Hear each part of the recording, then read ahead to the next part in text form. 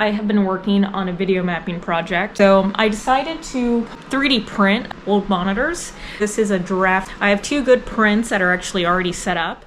Going to the sound of my voice, I think I could do something fun with this. We'll see.